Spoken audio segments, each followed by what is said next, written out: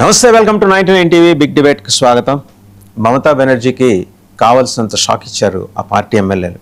మొదటిసారి జరిగిన సమావేశానికి 60 మంది హాజరైతే మొన్న జరిగిన సమావేశానికి 20 మంది హాజరయ్యారు. 60 మంది ఎమ్మెల్యేల డుమ్మా ఒక 40 మంది ఆల్రెడీ పార్టీ అధ్యక్షురాలికి లేఖ రాశారు. తల్లి, మీకు దండం, మేము పార్టీ విడిచిపెట్టి వెళ్ళిపోతున్నాం, బయటకు వస్తే మేము తిరిగే పరిస్థితులు లేవు, సరెండర్ అవ్వటం తప్పించి ఇంకో మార్గం లేదు, సరెండర్ కాకపోయినా నోరు మూసుకొనైనా కూర్చుంటాం, కానీ మీతో అయితే జర్నీ చేయలేమని చెప్పేసి నిర్ద్వందంగా కరాఖండిగా ఆవిడకి తెగేసి చెప్పారు లెటర్ రూపంలో. మహువా మైత్రా కూడా ఆమెకి అత్యంత విధేయురాలు, ఆమె కూడా హ్యాండ్ ఇచ్చినట్టు సమాచారం. సో దీదీ పార్టీ దుకాణం సర్దేసినట్టేనా, మొత్తం దుకాణం బంద్ చేసినట్టేనా, షాప్ క్లోజ్ చేసినట్టేనా అనే అనుమానాలు అయితే వ్యక్తం అవుతున్నాయి. బట్ ఆమె అంత తేలిగ్గా యుద్ధ భూమి నుంచి బయటికి పారిపోయే తత్వం కదా. వారియర్, మంచో చెడో ఆవిడ ఒక మార్గం ఎంచుకున్న తర్వాత దాని నుంచి వెనక్కి తగ్గేది లేదు. లోక్నాయక్ జయప్రకాష్ నారాయణ లాంటి వాళ్ళనే ఎదిరించిన ధీరోదాత్తురాలుగా అప్పట్లో ఒక పాజిటివ్ ఇమేజ్ ఉండేది. ఈ 15 ఏళ్లలో ఆవిడ మూటకట్టుకున్నంత నెగిటివ్ ఇమేజ్ బహుశా ఈ దేశ రాజకీయ నాయకుల్లో ఎవరు అలాంటి ఇమేజ్ అయితే మోసి ఉన్న సందర్భాలు లేవు, ఇక మీద ఉండవు కూడా. సో ఈరోజు మమతా బెనర్జీ పార్టీ అక్కడి నుంచి అదృశ్యమైతే second place and second space ఎవరికి దక్కుతుంది? దీంతోపాటు అన్నామలై బీజేపీకి గుడ్ బై కొట్టబోతున్నారు. ఈ అంశాలకు సంబంధించి బిగ్ డిబేట్లో మనతో పార్టిసిపేట్ చేస్తున్నారు షేక్ బాజీ గారు, ఏపీ కాంగ్రెస్ రాష్ట్ర అధికార ప్రతినిధి. నమస్తే బాజీ గారు. మస్తాన్ రావు గారు, పొలిటికల్ అనలిస్ట్, అండ్ అలాగే ప్రొఫెసర్ మురళీ మనోహర్ గారు, political analyst as well geo political affairs expert. Basheer Ahmed గారు, ఆంధ్రప్రదేశ్ ముస్లిం లీగ్ ప్రెసిడెంట్, న్యాయవాది కూడా. నమస్తే అండి అందరికీ. టు స్టార్ట్ విత్ బాజీ గారు, నమస్తే అండి. మమతా బెనర్జీ ఏంటండి పాపం ఆవిడకి అంత షాక్ తగిలింది? 60 మంది ఎమ్మెల్యేలు గైర్హాజరు అవడం అనేది సామాన్యమైన వ్యవహారం కాదు. బయటకు వస్తే దిక్కు దివాణం లేదు, జాగ్రత్తగా ఇంటికి పోతామన్న నమ్మకం ఇదివరకు అక్కడ బెంగాల్ ప్రజలకు ఉండేది. అటువంటి భయం ఇప్పుడు టీఎంసీ ఎమ్మెల్యేలకు వచ్చేసింది. మోహన్ చూపించడానికి కూడా సిద్ధంగా లేరు.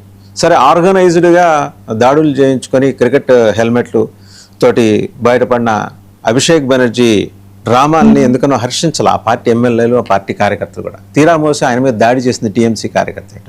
ఇద్దరు బెనర్జీలు, మొదటి రోజు ఏమో పెద్ద బెనర్జీ, రెండో రోజు చిన్న బెనర్జీ, కళ్యాణ్ బెనర్జీ, ఇద్దరికీ ఇదే రకమైన ఎక్స్పీరియన్స్.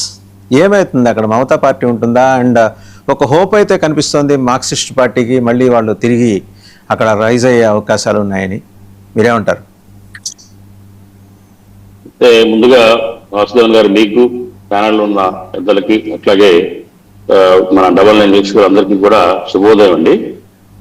ఇప్పుడు బెంగాల్లో మరి పరిస్థితులు, మరి దేశంలో ఎప్పుడైనా కానీ ఏ పార్టీ అయినా కానీ ఓడిపోయిన తర్వాత ఆ పార్టీలు జరిగిన పరిణామాలే బెంగాల్లో కూడా టీఎంసీకి జరుగుతున్నాయని చెప్పేసి నేను చూస్తున్నానండి. ఎందుకంటే సాధారణంగా పార్టీలు ఓడిపోయిన తర్వాత చాలా మంది దాంట్లో ఉన్న నాయకులు కానివ్వండి, కార్యకర్తలు, పెద్ద పెద్ద కేడర్ వాళ్ళు పక్కకి వెళ్లే అవకాశం ఉంటుంది, పక్క చూపులు చూసే అవకాశం ఉంటుంది. దానికి కారణాలు ఏంటంటే అధికారంలో ఉన్న పార్టీల నుంచి ఏదన్నా రాజకీయ లబ్ధిని ఆశించో, లేకపోతే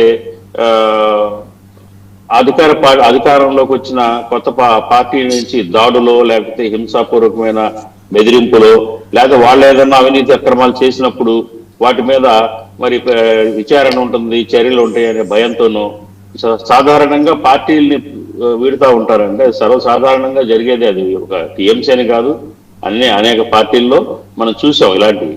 సో అదే కోణంలోనే మరి టీఎంసీలో పరిణామాలు జరుగుతూ ఉన్నాయి. అయితే మొదటిసారి సమావేశంలో మీరు చెప్పినట్లుగా 60 మంది హాజరయ్యారు, రెండవసారి సమావేశంలో 20 మంది హాజరయ్యారు. దానికి అంత వేరియేషన్ రావడానికి మరి పూర్తిగా పార్టీ వ్యతిరేకత అని చెప్పలేం. కొంత వ్యక్తిగత కారణాలు ఉండొచ్చు, లేకపోతే ఈ దాడులు మీద జరిగిన పరిణామాలు, ఏదైతే ఈ ఇద్దరు బెనర్జీల మీద జరిగిన దాడులు ఏదైతే ఉన్నాయో ఆ దాడుల యొక్క భయం కావచ్చు, కొంత ఆ అంశాలు ఉంటాయి. మళ్ళీ ఇంకొక సమావేశం జరిగినప్పుడు హాజరు సంఖ్యను బట్టి కానీ మనం కరెక్ట్ గా పార్టీలో మరి అంత తీవ్రమైన చీలిక వస్తుందా, లేకపోతే పార్టీలు బలహీనం అవుతుందా అనేది అంశాన్ని మనం పరిగణలోకి అనాలిసిస్ చేయలేము సార్.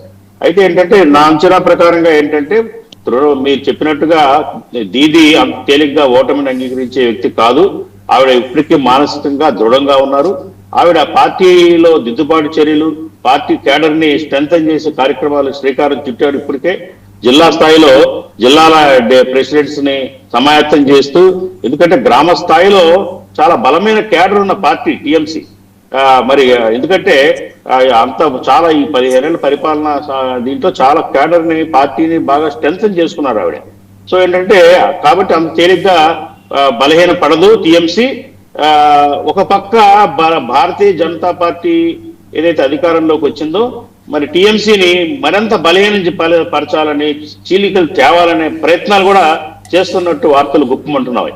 ఎందుకంటే మరి రకరకాల యాక్టివిటీస్ ద్వారా కానివ్వండి, ఏదైతే మన ముందుగా అంతకుముందు చర్చించుకున్నట్టుగా ఈ సరిహద్దుల్లో స్ట్రెంథన్ చేయటం, తర్వాత చొరబాటుదారులని వాళ్ళని నియంత్రించటం అనే అంశాల ప్రాతిపదికగా, అట్లాగే భారతీయ జనతా పార్టీ క్యాడర్ ని బాగా స్ట్రెంథన్ చేసుకుంటూ అక్కడ పునాదులు గట్టి బలపరుచుకునే ప్రయత్నంలో భారతీయ జనతా పార్టీ ఉంది.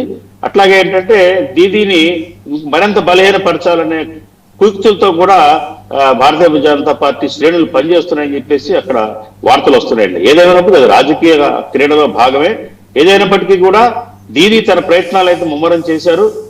పార్టీని స్ట్రెంథన్ చేసుకోవాలనే ప్రయత్నం చేశారు. క్యాడర్ ని ఉత్సాహం పరుస్తా ఉన్నారు. క్యాడర్ లో ఆత్మవిశ్వాసాన్ని పోగొట్టకుండా నియంత్రించే ప్రయత్నాలు చేస్తున్నారు. అంతేకాకుండా ఇంకా మిగిలిన ఎమ్మెల్యేలు ఎవరైతే ఉన్నారో అందరూ ఎవరి మీద అనుమానాలు ఉన్నాయో వాళ్ళ మీద నిఘా పెట్టి వాళ్ళని బుజ్జగించే కార్యక్రమాలు కానివ్వండి, వాళ్ళని బయటకు వెళ్లకుండా ఉండే ప్రయత్నాలు కూడా చేస్తున్నారు. అందులో భాగంగానే 2 ఎమ్మెల్యేలపై చర్యలు సస్పెండ్ చేయడం, ఆ ద్వారా ఏంటంటే ఒక హెచ్చరికను జారీ చేశారు. మీరు ఏదైనా అనైతికంగా ప్రవర్తిస్తే కనుక మరి మీకు కూడా ఎలాంటి పనిష్మెంట్ ఉంటుందో అనే ఒక హెచ్చరికను జారీ చేశారు, బతిమలాడుతున్నారు. అట్లాగే పొలిటికల్ స్ట్రాటజీగా ఉపయోగిస్తూ క్యాడర్ ద్వారా మరి ప్రతిరోజు ప్రభుత్వం మీద ఇప్పటికే ఉద్యమాలు కానీ ధర్నాలు కానీ స్టార్ట్ చేశారు. ఇప్పుడు ఏంటంటే భారతీయ జనతా పార్టీ అధికారంలో వచ్చి రాగానే తృణమూల్ కాంగ్రెస్ కార్యకర్తల మీద, క్యాడర్ మీద, నాయకుల మీద దాడులు చేస్తుందని, హింసకు గురి చేస్తుందని, భయభ్రాంతులకు గురి చేస్తుందని ఇప్పటికే ఆవిడ ఆందోళన చేపట్టారు. ఈ రోజు కూడా కలకత్తాలో ఆవిడ భారీ ధర్నా చేసే ప్రయత్నం చేస్తున్నారు ఇవాళ. కాబట్టి ఏంటంటే మొత్తంగా ఎమ్మెల్యేలు పార్టీని విడిచి మొత్తం వెళ్ళిపోతారనేది వార్త, 60 మంది వెళ్ళిపోతారనేది మాత్రం కరెక్ట్ కాదు. 60 కాదండి, 40 మంది అయితే, 60 కాదు, సహజంగా 40 మంది అయితే లెటర్ రాసినట్టు సమాచారం అండి. 60 కాదు, 60 మంది రాలేదు, కానీ 40 మంది అయితే లెటర్ రాశారు. సహజంగా సార్ వాసుదేవన్ గారు, ఒక సంస్థ బలహీన పడినప్పుడు అసమ్మతి రాగాలు బయటకు వస్తాయి. అప్పుడు దాకా లోపల దాచుకున్నవన్నీ కూడా బయటకు మాట్లాడుతూ ఉంటారు. అది సహజం, మానవ సహజం అది.